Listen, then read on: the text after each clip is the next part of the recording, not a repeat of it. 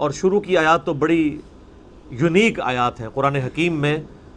چند مقامات جو اپنے مضمون کی گہرائی کے اعتبار سے بڑے منفرد ہوتے ہیں، ان میں سے ایک اس صورت میں بھی شروع کے مضامین آئیں گے۔ اپنے مصحف سامنے رکھ لیجئے، اعوذ باللہ من الشیطان الرجیم، بسم اللہ الرحمن الرحیم۔ هل اتى على الانسان حين من الدهر لم يكن شيئا مذکورا، بے شک انسان پہ زمانے میں ایسا وقت بھی گزرا ہے جبکہ وہ کوئی قابل ذکر شے نہ تھا۔ ایک تو اس کا عمومی مطلب بیان کیا جاتا ہے کہ انسان جو ہے وہ ایک بے قدر پانی سے پیدا ہوا، اس کی کوئی یعنی حیثیت نہیں ہے، حتیٰ کہ اس پانی کا نام لیتے ہوئے بھی لوگ کراہت محسوس کرتے ہیں۔ بے قدر پانی سے اللہ تعالیٰ نے انسان کو پیدا فرمایا۔ تو ایک وقت انسان پہ ایسا گزرا ہے کہ جب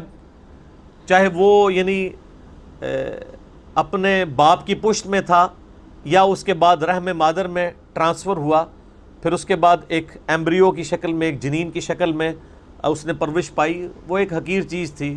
نہ تو اس کے اعضاء نمایاں تھے، نہ اس کے اندر وہ ساری کوالٹیز تھیں جو اللہ تبارک و تعالیٰ نے بعد میں اسے عطا فرمائی۔ آپ دیکھیں دنیا میں بڑے سے بڑا انسان بھی ہونا، اس کی اصل یہی ہے کہ اس کی پیدائش اس بے قدر پانی سے ہوئی ہے۔ چاہے کوئی پیغمبر ہے، چاہے کوئی بڑے سے بڑا فلاسفر ہے، چاہے کوئی بہت بڑا جو ہے وہ بادشاہ ہے، چاہے کوئی بہت بڑا سپہ سالار ہے، بہت کوئی بڑا جنگجو ہے، سب کی اصل جو ہے وہ بے قدر پانی ہے۔ اور اللہ تعالیٰ اس پانی میں سے دیکھیں کیا کیا چیزیں نکال رہا ہے، یہ اللہ کی قدرت ہے۔ تو زمانے میں ایک وقت انسان پہ ایسا بھی گزرا ہے جب اس کی کوئی قابل ذکر حیثیت نہیں تھی، پھر اس کے بعد اللہ تعالیٰ نے اسے جو ہے وہ اعضاء دیے اور ایک مکمل انسان بنا کر جو ہے روئے ارض پہ نکالا، اور پھر جب وہ نکلا بھی اس وقت بھی وہ محتاج تھا اپنے ماں باپ کا۔ سب سے زیادہ محتاج انسان کا بچہ ہوتا ہے۔ بلی کے چھوٹے سے بچے کو بھی آپ ٹیبل پہ رکھ دینا تو نیچے نہیں گرے گا، اپنے آپ کو روکنے کی کوشش کرے گا، لیکن انسان کا بچہ تھوڑا بڑا بھی ہو جاتا ہے، اس کی حفاظت کرنی پڑتی ہے۔ اسی لیے ماں باپ کے ساتھ حسن سلوک کا ذکر جو ہے وہ انسانوں کے لیے ہے، کہیں جانوروں کے بارے میں آپ کو یہ چیز نہیں ملے گی۔ اللہ تعالیٰ نے کو پیدا ہوتے ہی انڈیپینڈنٹ بنایا ہے۔ آپ دیکھیں یہ چوزا انڈے سے نکلتا ہے، اسی وقت چگنا شروع کر دیتا ہے اور پانی پیتا ہے، تو اس طریقے سے پانی کو نیچے اس کو ساری کی ساری چیزیں اللہ تعالیٰ نے بلٹ ان سکھا دی ہوتی ہیں۔ یہ اس کی یعنی جبلت کے اندر، انسٹنکٹ کے اندر یہ چیزیں داخل کر دی ہیں۔ مگر مچھ دیکھیں اس روئے ارض پہ چند آپ سمجھ لیں طاقتور ترین جانوروں میں سے ایک جانور ہے۔ اس کے جو جبڑا بند کرنے کی طاقت ہے وہ 3000 پاؤنڈ ہے، یعنی آپ سمجھ لیں 1500 کلو، 1500 کلو وزن جتنی طاقت رکھتا ہے نا، یہ اس طاقت سے وہ جبڑے بند کرتا ہے۔ تو دنیا میں کوئی بھی مضبوط سے مضبوط چیز جو ہے نا وہ اس کے جبڑوں کا مقابلہ نہیں کر سکتی۔ بلکہ سائنٹسٹ ہمیں بتاتے ہیں کہ جو کتنے بڑے بڑے ڈائنوسارز تھے، وہ جب پانی پینے کے لیے میٹھے پانی کے تالاب پہ آتے تھے تو ان کو بھی ان کے گردن سے دبوچ کے کروکوڈائلز، یہ مگرمچھ اندر لے جاتے تھے اور اپنی خوراک بناتے تھے۔ کئی شیر ہیں ان کو دبوچ لیتے ہیں، بڑے بڑے بھینسوں کو دبوچ لیتے ہیں، یہ اللہ نے ان کو طاقت دی۔ لیکن اگر آپ کبھی اس کو دیکھیں کہ ان کا جو بچہ پیدا ہوتا ہے نا وہ چھپکلی سے بھی چھوٹا ہوتا ہے، بالکل یہ آپ سمجھ لیں یہ ایک ہماری جو انگلی ہے اس کے برابر یہ کروکوڈائل کا بچہ ہوتا ہے جب یہ انڈے سے نکل رہا ہوتا ہے۔ کئی بچے نکلتے ہیں، ان میں سے کوئی ایک آدھ بچتا ہے، اور وہ آپ اگر نیشنل جغرافک پہ ویڈیوز دیکھیں وہ پیدا ہوتے ہی فوراً پانی کی طرف جاتے ہیں، اپنی سیفٹی کرنے کی کوشش کرتے ہیں۔ ان میں سے کئی ایک بچے جو ہیں وہ چیل اور کوے اور کئی اور پرندے ان کو اچک لیتے ہیں، اپنی چونچ کے ساتھ اپنی خوراک بنا لیتے ہیں، ہوتے ہی چھوٹے سے۔ یہ اتنا بڑا تو بہت بعد میں بنتا ہے۔ تو یہ اللہ تعالیٰ ہے جو بے قدر چیزوں سے کیا کچھ پیدا کرتا ہے۔ انسان جو اللہ تعالیٰ کی کریشن کا کلائمیکس ہے، اس کے بارے میں اللہ فرماتا ہے کہ اس پہ بھی ایک بہت عرصہ ایسا گزرا ہے کہ بے قدر یہ چیز تھا، اس کی کوئی حیثیت نہیں تھی۔ اور ایک اس کا انٹلیکچوئلز کے ہاں اس کی تفصیل یوں کی جاتی ہے کہ انسان کو اللہ تعالیٰ نے پہلے جو پیدا فرمایا تھا وہ روحوں کی شکل میں پیدا فرمایا تھا۔ پھر وہ ایک ڈورمنٹ پوزیشن انسان کے اندر، یعنی اللہ تعالیٰ نے ان روحوں کو کسی اپنی سٹوریج کے اندر رکھ دیا، پھر اسی اعتبار سے ڈیسائیڈ کیا کہ کس نے کس وقت پیدا ہونا ہے، اس کی روح اس میں داخل کی۔ تو وہ جو ایک بہت بڑا عرصہ تھا جس میں انسان روحانی طور پہ ایگزسٹ کرتا تھا لیکن اس کے پاس جسم نہیں تھا، وہ بھی ایک ایسا پیریڈ ہے جو کہ ہم عموماً ذکر نہیں کرتے، نہ ہمیں اس طریقے سے وہ یاد ہے۔ اللہ تعالیٰ نے ہماری روحوں سے عہد لیا تھا، الستو بربکم، سب روحوں نے کہا تھا قالوا بلا، لیکن ہمیں وہ چیز یاد نہیں ہے، لیکن ہم پہ وہ پیریڈ گزرا ہے۔ تو وہ بھی ایک ایسا پیریڈ تھا کہ جب انسان کو اپنی حیثیت کا اندازہ نہیں تھا، تا وقت کہ انسان کو اللہ تعالیٰ نے جسم عطا فرمایا۔ اس کو سپورٹیو وہ حدیث بھی ہے جو جامعہ ترمذی میں صحیح سند کے ساتھ موجود ہے، مسند احمد میں بھی صحیح سند کے ساتھ ہے، دلائل النبوہ امام بیہقی کی کتاب میں بھی صحیح سند کے ساتھ ہے، مشکات المصابیح میں بھی تیسری جلد میں آپ کو اللہ کے محبوب صلی اللہ علیہ وآلہ وسلم کے فضائل کے چیپٹر میں مل جائے گی کہ صحابہ کرام نے پوچھا، اے اللہ کے نبی صلی اللہ علیہ وآلہ وسلم، آپ پہ نبوت کب واجب ہوئی، کب آپ نبی بنائے گئے؟ تو آپ نے فرمایا کہ میں اس وقت بھی اللہ کے ہاں خاتم النبیین لکھا ہوا تھا جبکہ ابھی آدم علیہ السلام روح اور جسم کے درمیان تھے، ایک روایت میں آتا ہے مٹی اور پانی کے درمیان تھے، میں اللہ کے ہاں اس وقت بھی خاتم النبیین لکھا ہوا تھا۔ یعنی اللہ کے ڈیوائن علم میں، اللہ کے پاس تو روحیں موجود ہیں نا، اللہ نے پہلے ہی ڈیسائیڈ کر لیا بھائی اس روح نے محمد رسول اللہ بننا ہے، اس روح نے فرعون بننا ہے، اس نے موسیٰ بننا ہے، اس نے ابو جہل بننا ہے۔ اللہ کو تو پتہ ہے اپنے ڈیوائن علم کی وجہ سے۔ تو وہ ایک جو پیریڈ ہے وہ ہمیں یاد نہیں ہے، اس وقت ہم کوئی قابل ذکر شے نہیں تھے، جب تک کہ دیکھیں جب تک فرعون دنیا میں آیا نہیں ہے اس وقت تک اس کی فرعونیت سے لوگ انٹروڈیوس تو نہیں ہوئے، اللہ کے ہاں تو وہ روح کی شکل میں موجود تھا۔ تو وہ والا بھی ایک پیریڈ ہو سکتا ہے۔ دو معنی ہو گئے، اور ایک تیسرا معنی ہے جو لوگ ایوولوشن کے قائل ہیں، ارتقاء کے۔ ایک ارتقاء وہ ہے جو ڈارونزم والا ہے کہ انسان جو ہے وہ جانوروں کی اولاد ہے یا چمپینزی کی اولاد ہے، یہ تو ٹوٹلی ایک حرام عقیدہ ہے، کفری عقیدہ ہے۔ مسلمانوں کے ہاں بھی ارتقاء اس حوالے سے پایا جاتا ہے، میرا اس کے اوپر یوٹیوب پہ کلپ بھی ہے، بخاری اور مسلم کی متفق علیہ حدیث ہے کہ نبی علیہ السلام نے فرمایا کہ جب آدم علیہ السلام کو اللہ تعالیٰ نے پیدا فرمایا تو ان کا قد جو ہے وہ 60 ہاتھ تھا، پھر آہستہ آہستہ قد کم ہوتے چلے گئے۔ تو اتنی ایوولوشن تو نبی علیہ السلام بھی بیان فرما رہے ہیں کہ تبدیلی انسانوں کے اندر آئی ہے۔ اب جو لوگ قرآن پاک سے اس ایوولوشن کو، جو ڈارون کی ایوولوشن نہیں ہے بلکہ جو کتاب و سنت میں فٹ ان بیٹھتی ہے، جس طرح کہ سورہ آل عمران میں بھی آتا ہے کہ ہم نے حضرت آدم علیہ السلام کو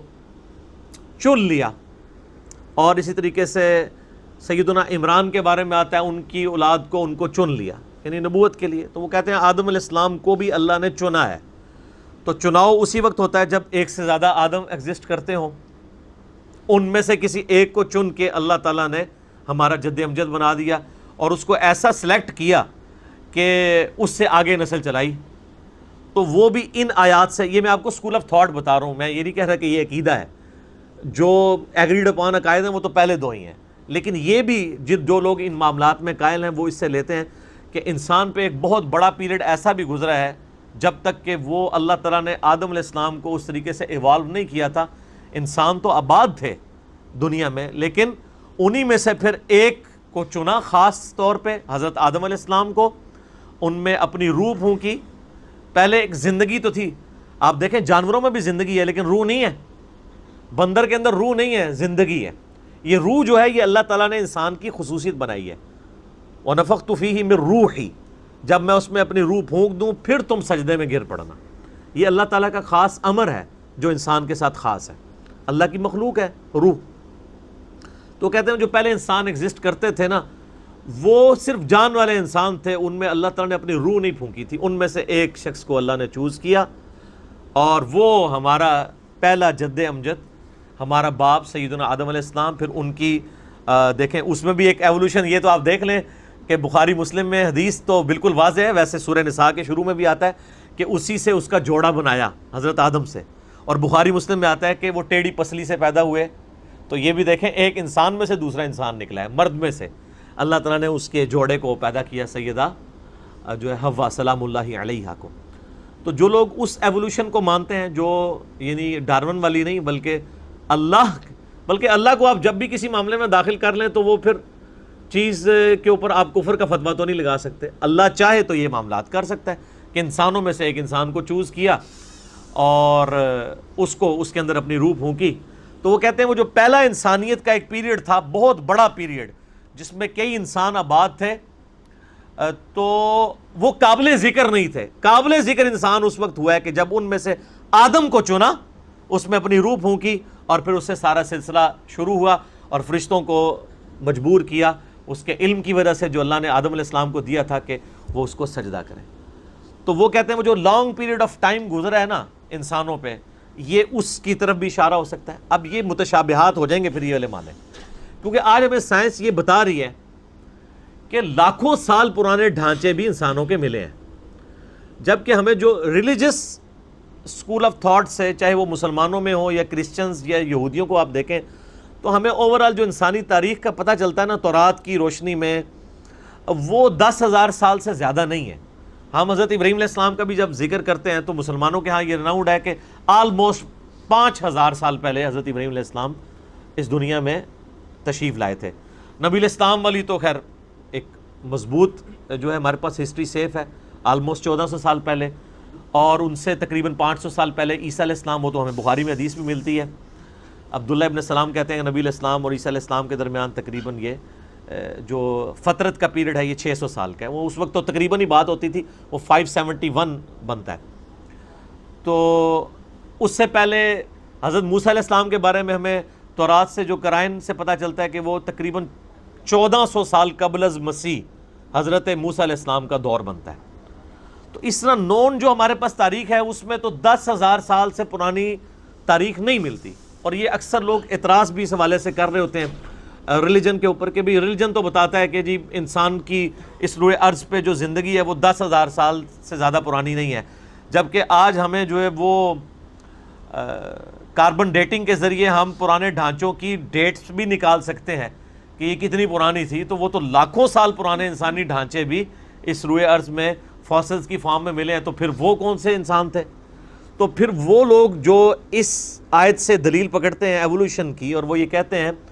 کہ وہ جو انسان آباد تھے وہ قابل ذکر انسان نہیں تھے جب تک کہ ان میں سے حضرت آدم کو نہیں چن لیا گیا. اور حضرت آدم کے چننے کا ذکر بھی سورہ آل عمران میں ہے کہ ہم نے آدم کو چن لیا.